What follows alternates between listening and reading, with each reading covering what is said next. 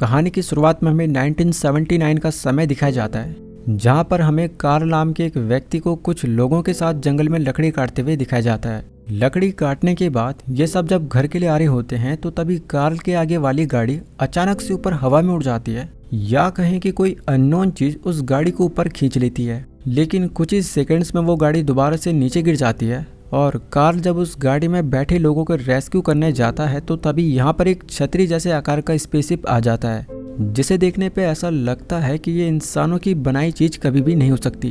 Karl यहाँ पे समझ भी जाता है कि ये कोई एलियन शिप या यूएफओ है, तो वो यहाँ से भागने की कोशिश करता है और काफी दूर आने के बाद वो देखता है कि वो उस जगह से काफी दूर तक आ गया है, तो अब वो खुद को सुरक्षित महसूस करता है। लेकिन अगले ही पल उसके सर के ठीक ऊपर वही एलियंस का यान आ जाता है और वो स्पेसशिप कार्ल को अपने अंदर खींच लेता है। अब इसके बाद ये सीन यहीं पे कट हो जाता है और हमें प्रेजेंट डे का सीन दिखाया जाता है, जहाँ पर हम आइजैक नाम के एक लड़के को देखते हैं जो कि अभी एक कंप्यूटर इंजीनियर है। आइजैक जब अपने लैब में जाता है तो पाता है कि सैटेलाइट से उसे एक सिग्नल प्राप्त हुआ है।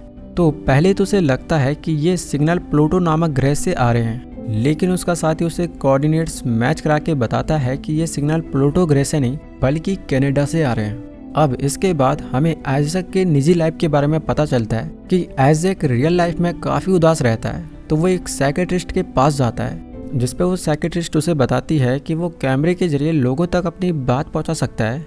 यानी कि साइकियाट्रिस्ट उसे व्लॉग बनाने का सजेस्ट करती है, जिससे उसे खुद के साथ वक्त बिताने का समय मिलेगा और वो खुद को भी जान पाएगा। इसके बाद वो खुद का व्लॉग बनाना शुरू कर देता है और एक दिन जब वो पहाड़ों पर व्लॉग शूट करने जाता है तो तभी आसमान से एक मीटेओराइट उसे गिरता हुआ नजर आता है और इसी मीटेओर का नज़ारा शहरों के कई हिस्सों से भी देखा जा सकता था। जब वो मीटेओर धरती से टकराता है और जिस जगह पे वो टकराता है आइजैक उस जगह के सबसे नज़दीक होता है, तो वो फटाफट से अपना कैमरा ऑन कर व्लॉग शूट करने लगता है। वो उस जगह पर पहुंचता है कि तभी यहाँ पर आर्मी भी आ जाती है, जिनसे वो छुपने की कोशिश करता है और कामयाब भी हो जाता है। अब बाद में जब आइजैक घटनास्थल के नज़दीक जाता है तो तभी उसे ऊपर एक बड़ी सी उड़न तस्तरी घूमती हुई नजर आ जाती है। वो उस उड़न तस्तरी की वीडियो बनाता है, लेकिन पल भर में ही वो उड़न तस्तरी वहाँ से गायब हो जाती है। तभी आइजैक को महसूस होता है कि उसके पीछे कोई खड़ा हुआ है और जब वो पीछे देखता है तो पाता है कि एक एलियन वहाँ पे खड़ा है। आइजैक जैसे ही ये देखता है तो वो पूरी तरह सुन पड़ जाता है, लेकिन फॉर्चुनेटली वो एलियन उसे कुछ भी नहीं करता और यहाँ से चुपचाप निकल लेता है। हालांकि यहाँ पे आइजैक वीडियो कैमरा को ऑन कर उस एलियन को रिकॉर्ड करने की कोशिश करता है, लेकिन वो उसे ठीक तरह से कैप्चर नहीं कर पा रहा होता। जब वो एलियन यहाँ से जाता है तो आइजैक भी फटाफट से यहाँ से भागने लगता है, लेकिन तभी आगे जाकर एक नीले रंग की रोशनी का फ्लैश हमें दिखाई पड़ता है, जिसमें आइजैक गायब हो जाता है और फिर ये सीन यहीं पे कट होकर 3 दिन बाद शिफ्ट कर दिया जाता है। लेकिन इसी बीच हमें ब्रह्मांड में क्वासर और कॉस्मोलॉजिकल फिनोमेनास को दिखाया जाता है, जिससे सीधे तौर पे ये मतलब बनता है कि ये जो एलियंस पृथ्वी पर आए हैं वो किसी आसपास के ग्रह या गैलेक्सी से नहीं आए, बल्कि वो ब्रह्मांड की अनंत दूरियां तय करके हमारी इस पृथ्वी पर आए हैं। अब जब 3 दिन बाद आइजैक को होश आता है तो वो खुद को उसी पहाड़ी पर पाता है जहाँ पर वो व्लॉग शूट कर रहा था। जब वो अपना वीडियो कैमरा चेक करता है तो पाता है कि उसे एलियंस ऊपर अपने स्पेसशिप में खींच रहे हैं। साथ ही वो महसूस करता है कि उसके दाहिने हाथ में दर्द हो रहा है, लेकिन किसी भी प्रकार का चोट का निशान या ब्रूस तक उसके हाथ में नहीं लगा हुआ है। अब जब वो घर आता है तो उसे एक और बात पता चलती है कि उसके पास अब सुपरनैचुरल पावर भी आ चुकी है। वो जब टीवी को गौर से देखता है तो टीवी अपने आप वहाँ से गायब हो जाता है। फिर उसके बाद वो उस टीवी को वापस भी ले आता है। ऐसे ही वो दोबारा से अपना कैमरा गायब करता है और फिर अपनी पावर को यूज कर वो कैमरे को वापस भी ले आता है। अब आइजैक को समझ नहीं आ रहा होता कि आखिर उसके साथ हो क्या रहा है। वो जब बाद में डॉक्टर के पास अपना हाथ दिखाने जाता है तो डॉक्टर उसे बताता है कि वो जो भी कुछ उसे बता रहा है उस पे उसे बिल्कुल भी विश्वास नहीं हो रहा है। दरअसल आइजैक के हाथ की एक्सरे रिपोर्ट जब डॉक्टर देखता है तो पाता है कि आइजैक के हाथ को इस तरीके से काटा गया है कि फिर से उसे वैसे ही जोड़ना बिल्कुल भी पॉसिबल नहीं है। आमतौर पर जब इंसानों के हाथ की सर्जरी होती है तो वहाँ पर सर्जरी के निशान रह जाते हैं, लेकिन आइजैक के हाथ को काटने के बाद इस तरह से जोड़ा गया है जैसे कि वो कभी कटा ही ना हो और यही रीज़न है कि उसके हाथ में दर्द है। बाद में जब आइजैक लैब जाता है तो वो अपने दोस्तों को अपनी सुपरनैचुरल पावर शो करता है। वो एक पानी का गिलास अपने दोस्त के आगे टेबल पर रखता है और उसे कई देर घूरने के बाद वो उस गिलास को अपनी तरफ से गायब भी कर देता है। लेकिन उसका दोस्त अभी भी उस गिलास को देख पा रहा होता है, तो वो अपने हाथों में उस गिलास को ले लेता है और इससे आइजैक को पता लग जाता है कि वो चीज़ों को गायब नहीं कर रहा है, बल्कि वो हेलुसिनेशन का शिकार हो गया है। वो अपने दोस्त को कैमरे में रिकॉर्ड एलियन की वीडियो भी दिखाता है, लेकिन उसका दोस्त उसके इस वीडियो पे बिल्कुल भी विश्वास नहीं करता है। वहीं हमें ये भी पता लगता है कि जो मीटियोर कुछ दिन पहले पृथ्वी पर गिरा था, उसका एक भी टुकड़ा या पार्टिकल वैज्ञानिकों को नहीं मिला है, जिसका सीधे तौर पे ये मतलब बनता है कि वो कोई मीटियोर था ही नहीं। दरअसल वो एलियंस की वही उड़न तस्तरी या स्पेसशिप था जो कि अर्थ पर क्रैश हो गई थी, लेकिन फिर वो शिप खुद से रिकंस्ट्रक्ट हो गई थी और तब आइजैक ने उसका वीडियो भी बनाया था। अब जहाँ पूरी दुनिया में उस मीटियोर को लेके बातें चल रही होती है, तो वहीं आइजैक के पास एलियन शिप के साथ साथ एलियन की वीडियो भी होती है और साथ ही साथ उसके पास वो वीडियो भी है जिसमें एलियंस उसे ऊपर अपने स्पेसशिप में ले जा रहे थे। तो वो ये वीडियो यूट्यूब पे पोस्ट कर देता है और वीडियो के टाइटल में लिखता है एलियंस के द्वारा किया गया अपहरण। सुबह जब वो उठता है तो उसे एक कॉल आता है और एक न्यूज़ चैनल वाले उसे अपने स्टूडियो में इंटरव्यू के लिए बुलाते हैं। तो वो जल्दी से जाके अपनी पोस्ट की गई वीडियो को देखता है। वो पाता है कि उसमें रातों रात लाखों की संख्या में व्यूज़ आ गए हैं, लेकिन साथ ही साथ कई लोग उसकी इस वीडियो को फेक भी बता रहे होते हैं। खैर, जब आइजैक इंटरव्यू देने जाता है तो उसने जो सोचा होता है उसका ठीक उल्टा हो जाता है। एंकर जब उसे उन एलियंस के बारे में पूछती है तो यहाँ पर आइजैक थोड़ा हिचक जाता है, जिससे न्यूज़ रिपोर्टर को उस पर शक हो जाता है और वो उसे बताती है कि वो एक कंप्यूटर इंजीनियर है, तो उसी ने इस वीडियो को बनाया होगा ताकि वो फेमस हो सके, वरना उसे हिल्स में उतना बड़ा कैमरा ले जाने की जरूरत नहीं थी। तो ये सब कुछ और नहीं बल्कि एक प्लान और एडिटिंग का कमाल है। आइजैक अपनी तरफ से उस एंकर को पूरी सफाई देता है कि वो जो भी कह रहा है वो बिल्कुल सच कह रहा है, लेकिन वो एंकर उसका विश्वास नहीं करती और इस शो को यहीं पे बंद कर देती है। अब इसके बाद आइजैक जब घर आता है तो वो टीवी पर देखता है कि हर जगह उसे फेक बताया जा रहा है। आइजैक पूरी तरह ये सुनकर फ्रस्ट्रेट हो जाता है और वो अपने लैपटॉप पर उन लोगों को गूगल पे सर्च करने लग जाता है जिनके साथ एलियन द्वारा अपहरण करने की घटना हुई है। तो अब जाके उसे पता लगता है कि वो एक मात्र इंसान नहीं है जिसके साथ ये एलियन वाली घटना हुई है, बल्कि कई सारे लोग पहले ही क्लेम कर चुके हैं कि उन्होंने एलियन को देखा हुआ है। तो वो एक सारा नाम की लड़की को मिलने के लिए बुलाता है जिसके साथ भी वही सब कुछ हुआ है जो कि आइजैक के साथ हुआ था। अगले दिन जब सारा आइजैक से मिलती है तो इन दोनों के बीच एलियंस को लेकर कई बातें होती हैं। साथ ही एलियंस के ऊपर रिसर्च कर रहा आइजैक सारा को पुराने फोटोग्राफ्स दिखाता है और बताता है कि ये कोई नई बात नहीं है कि एलियंस हमारी पृथ्वी पर आए, बल्कि वो तो कई सालों से हमारी पृथ्वी पर हमारे ही बीच रह रहे हैं। ये सुनकर सारा भी बताती है कि बहुत समय पहले अलास्का के जंगल में कार्ल नाम के एक शख्स को भी एलियंस ने किडनैप किया था और जब उसने ये बात सबको बताई तो किसी ने भी उसका विश्वास नहीं किया। यहाँ तक कि कार्ल ने लाई डिटेक्टर टेस्ट को भी पास कर लिया था, लेकिन उसके बाद उसका कोई भी अता पता नहीं चला। दोस्तों, ये कार्ल नाम का शख्स हमने मूवी की शुरुआत में ही देख लिया था, जो कि तब 1979 में अलास्का के जंगलों में लकड़ी काटकर घर जा रहा था। अब इसके बाद सीन शिफ्ट होता है और हमें कार्ल को ही दिखाया जाता है जो कि आज भी एलियन से कांटेक्ट करने की कोशिश कर रहा है। दूसरी तरफ अब मीडिया में आइजैक का पूरी तरह विरोध होता है और सारे एक्सपर्ट उसकी वीडियो को फेक बताने लगते हैं। वहीं अब आइजैक किसी तरह से कार्ल से कांटेक्ट करना चाह रहा है ताकि वो उससे एलियंस के बारे में जानकारी इकट्ठा कर पाए। तो सारा उसे कॉल कर कार्ल का सारा लेखा जोखा बता देती है। दूसरे दिन मार्केट जाते वक्त उसे बीच रास्ते में ग्रेप्स नाम का एक राइटर मिल जाता है जो कि उसे बताता है कि वो ऑनलाइन ब्लॉग लिखता है। चूँकि आइजैक के वीडियो को अधिकतर लोग फेक बता रहे होते हैं, तो ग्रेप्स उसे कहता है कि अगर एक बार वो लाई डिटेक्टर टेस्ट को पास कर ले तो फिर वो पूरी दुनिया के सामने बात को रख पाएगा और फिर उसकी उस वीडियो को कोई भी फेक नहीं बता सकता। तो अगले दिन आइजैक ग्रेप्स से मिलने उसकी ऑफिस में जाता है और लाई डिटेक्टर टेस्ट भी पास कर लेता है, जिसके बाद ग्रेप्स ये कहकर यहाँ से चला जाता है कि वो अभी 2 मिनट में वापस आ रहा है। लेकिन जैसे ही ग्रेप्स यहाँ से जाता है तो 2 मैन इन ब्लैक यहाँ पे आ जाते हैं और आइजैक को जबरदस्ती पकड़कर यहाँ से ले जाते हैं। और जब आइजैक की आँख खुलती है तो वो अपने आप को 2 एंड्रॉइड्स के सामने पाता है।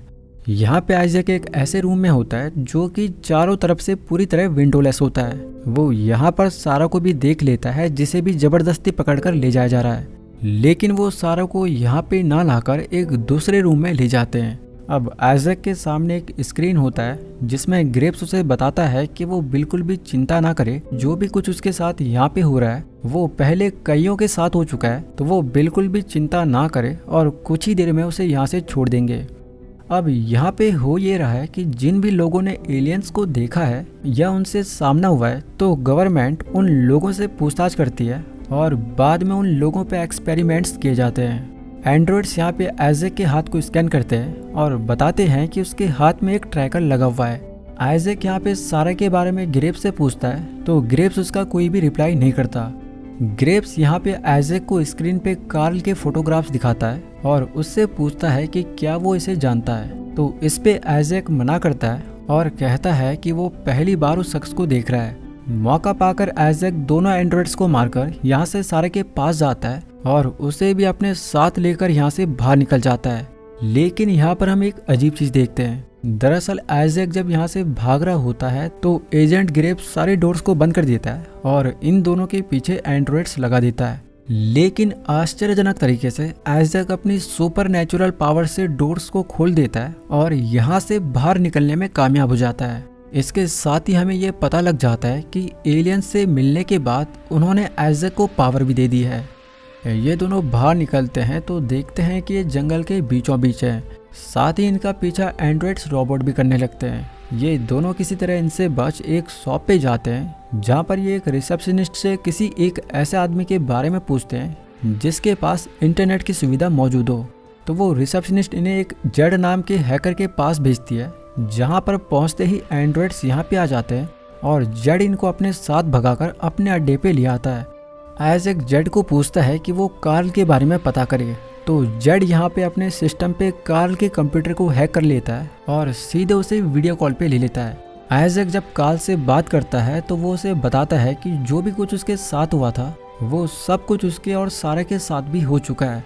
तो वो जानना चाहते हैं कि एलियंस आखिर उनसे चाहते क्या हैं। आइजैक कार्ल को बताता है कि उसे सैटेलाइट से एक ऐसा सिग्नल प्राप्त हुआ था जो कि उन्हें आज तक समझ नहीं आया। तो कार्ल यहाँ पे जल्दी से एक्साइटेड होकर उनसे वो सिग्नल भेजने को कहता है। आइजैक जब उस सिग्नल को कार्ल के पास भेजता है तो कार्ल उसे अपने सिस्टम में ऑडियो फॉर्म में कन्वर्ट कर लेता है, जिससे उसे पता लगता है कि महज 5 दिन बाद एलियंस शाम को 4 बजे कनाडा में इसी जगह पे आ रहे हैं। तो यहाँ पे कार्ल इनको बताता है कि जितना हो सके वो ग्रेप्स से दूर रहे, क्योंकि वो एक बहुत खतरनाक आदमी है। साथ ही वो बताता है कि हो सके तो वो सारे इलेक्ट्रॉनिक डिवाइसेस को ऑफ कर ले, और ऐसा कहते ही कार्ल कॉल को कट कर देता है। तो वहीं अब आइजैक किसी भी हाल में कार्ल को मिलना चाहता है, लेकिन कार्ल अभी कनाडा में होता है और सारा भी उसे वहां जाने के लिए मना करती है। लेकिन फिर भी आइजैक इन दोनों को मनाकर कनाडा के लिए निकल जाता है। वहीं इधर एजेंट ग्रेप्स को भी पता लग जाता है कि ये अब कनाडा जा रहे हैं, क्योंकि इनके हाथ पे लगे ट्रैकर से वो इनको ट्रैक कर रहे हैं। अब जब ये तीनों ट्रेन से कार्ल के पास जा रहे होते हैं तो तभी यहाँ पर 2 एंड्रॉइड्स रोबोट आ जाते हैं। जेड इनको मास्क देता है और कहता है कि शायद ये पहनकर वो उनसे बच जाएं, क्योंकि वो सिर्फ उनके चेहरे को स्कैन करते हैं। मास्क पहनने के बाद भी जब एक रोबोट आइजैक को गौर से स्कैन करता है तो वो समझ जाता है कि ये आइजैक है, तो वो उस पर वार करता कि तब तक ये तीनों यहाँ से आगे निकल जाते हैं। किस्मत भी इनका साथ देती है और जेड की मदद से ये दोनों रोबोट्स को मारने में कामयाब हो जाते हैं। अब आगे जाकर ये एक टैक्सी में कार्ल के घर के लिए निकल पड़ते हैं। जैसे ही इसके घर के बाहर पहुंचते हैं तो कार्ल इनको कैमरे से देख लेता है, जिसके बाद वो तुरंत एक गन लेकर इन पे पॉइंट कर देता है। वहीं दूसरी तरफ एजेंट ग्रेप्स भी लगातार इनका पीछा कर रहा है। इधर कार्ल इनके हाथ पे लगे ट्रैकर को बंद कर देता है और इन्हें बताता है कि इसी की मदद से ग्रेप्स उनको ट्रैक कर पा रहा था। जैसे ही कार्ल इनके ट्रैकर को ऑफ करता है तो ग्रेप्स को इनकी लोकेशन मिलनी बंद हो जाती है।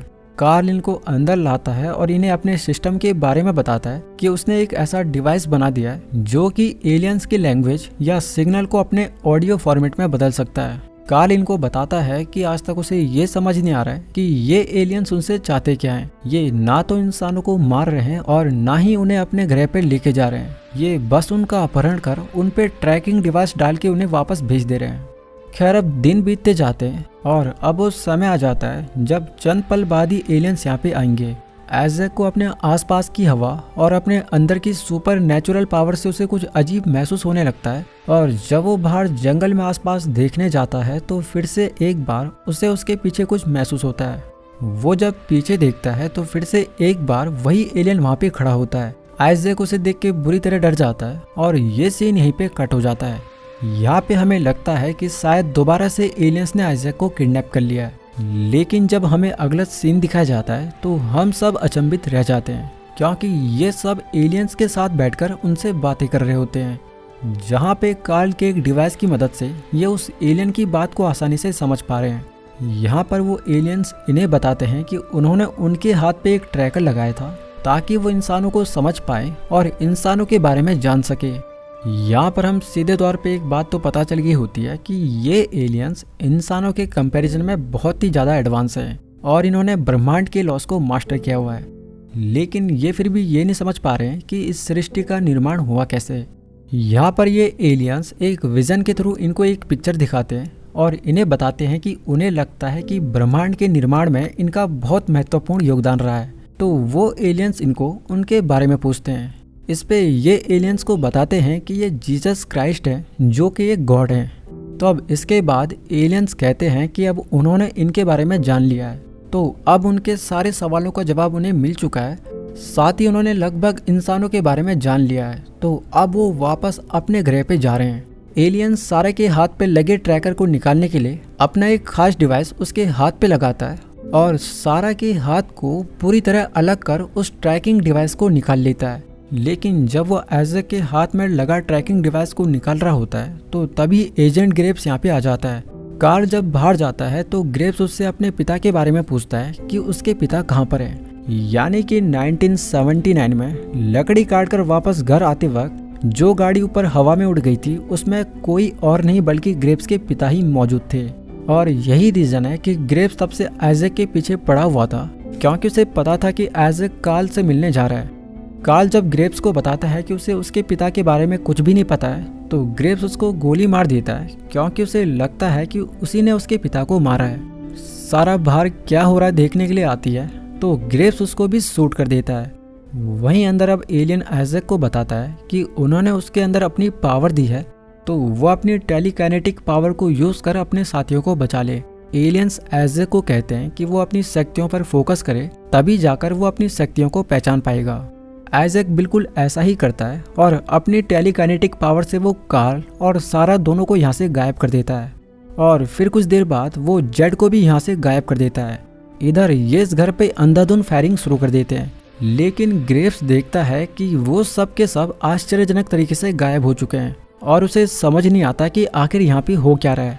तो वहीं एलियन सारा और कार्ल को दोबारा से जिंदा कर देते हैं, और जिंदा होते ही ये फिर से कार्ल के घर में खुद को पाते हैं।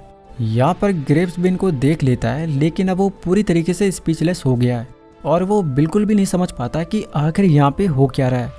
वो एलियंस और इन तीनों को अपने सामने से जाते हुए देखता है, लेकिन लगता है कि अब उसके दिमाग ने काम करना पूरी तरह बंद कर दिया है। वो ना ही इनको शूट करने की हिम्मत कर पाता है और ना ही वो इनसे बात कर पाता है। इसके बाद आगे हमें दिखाया जाता है कि वो एलियंस अपने ग्रह पे वापस जा रहे हैं। ग्रेप्स यहाँ पर उन एलियंस की स्पेसशिप या कहे कि उड़न तस्तरी को देखता है और बस देखता ही रह जाता है, और देखते ही देखते वो एलियन स्पेसशिप यहाँ से गायब हो जाता है और एलियन सब अपने ग्रह पे वापस लौट जाते हैं। वहीं मूवी के अंतिम सीन में हमें दिखाया जाता है कि अब इस घटना को हुए काफ़ी टाइम बीत गया है और अब सारा और आइजैक रिलेशनशिप में, और जेड और कार्ल अब साथ मिलकर काम कर रहे हैं। तो वहीं ग्रेप्स को अब अपने पद से इस्तीफा देना पड़ रहा है। यहाँ पर ग्रेप्स को देख के ऐसा प्रतीत होता है कि अब तक वो उस घटना को लेके पूरी तरह से हिला हुआ है, और फिर इसी सीन के साथ इस कहानी का अंत हो जाता है।